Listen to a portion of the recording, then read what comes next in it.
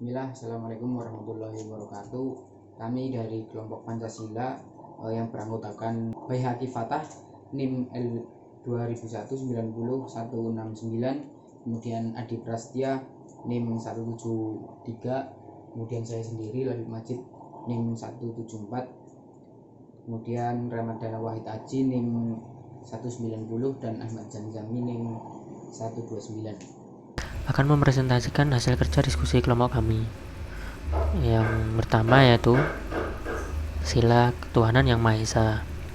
Sebagai contoh, satu, memberikan toleransi kepada penganut agama lain untuk melakukan sembahyang di agama masing-masing. Itu maksudnya adalah kita harus mentoleransi kepada sesama pekerja lain untuk melakukan sembahyang di agama masing-masing ketika walaupun saat itu jam kerja berlangsung. Yang kedua yaitu mendahulukan kepentingan agama dibanding kepentingan perusahaan. Maksudnya yaitu jika kita belum melakukan sembahyang dan saat itu terjadi rapat yang sangat penting, maka hendaknya kita melakukan sembahyang terlebih dahulu. Sila kedua Pancasila dalam kehidupan sehari-hari. Yang pertama yaitu menghormati hak orang lain.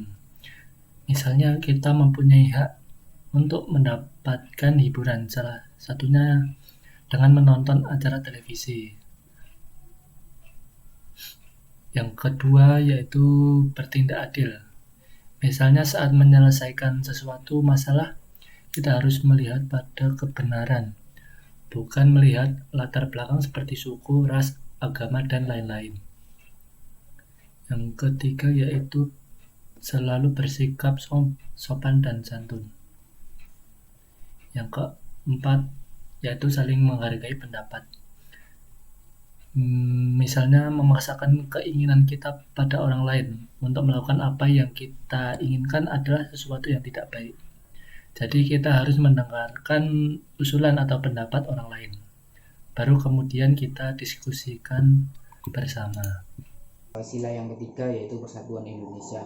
Poin yang pertama dari sila ketiga yang bisa kita nilai dari penerapan untuk etika profesi, yaitu bersikap Bhinneka Tunggal Ika terhadap semua golongan, baik itu karyawan biasa maupun direktur. Nah, jadi maksud dari Bhinneka Tunggal Ika sendiri yaitu berbeda-beda tetapi tetap satu. Yang membedakan itu tidak ada, jadi semua tidak memandang kasta. Jadi semua karyawan yang ada di perusahaan disamakan semua sikapnya, tidak ada pilih kasih. Kemudian selanjutnya yaitu mengutamakan kesatuan dan kepentingan bangsa di atas kepentingan perusahaan. Jadi perusahaan, kita sebagai karyawan harus bersikap profesional terhadap perusahaan dan negara.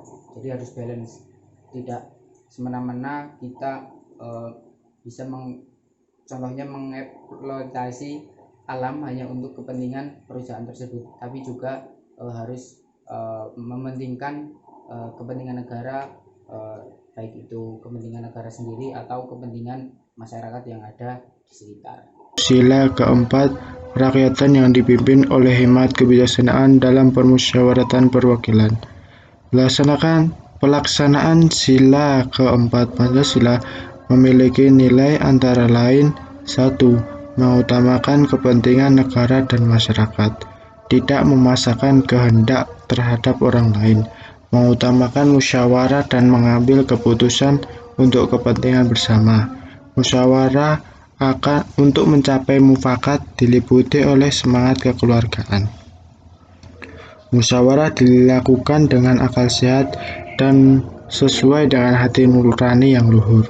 Keputusan yang diambil dapat dipertanggungjawabkan secara moral kepada Tuhan Yang Maha Esa, menjunjung tinggi harkat dan martabat manusia, serta nilai-nilai kebenaran dan keadilan. Contoh dalam menghadapi masalah dalam perusahaan, usahakan diselesaikan dengan cara musyawarah atau dengan rapat yang akan menghasilkan keputusan bersama. Itu akan lebih baik timbang kita memutuskan sendiri.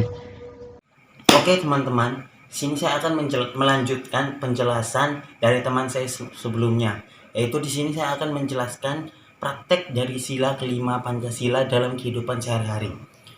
Contohnya itu, yang pertama, bersikap adil dan tidak memilih-milih dalam berteman. Yang kedua, tidak diskriminatif dan memperlakukan orang sama tanpa memandang golongan, ras, suku maupun agama. Yang ketiga, murah hati dan menolong sesama. Sekian dari kelompok kami. Apabila ada salah-salah kata, mohon dimaafkan. Syukran. Assalamualaikum warahmatullahi wabarakatuh.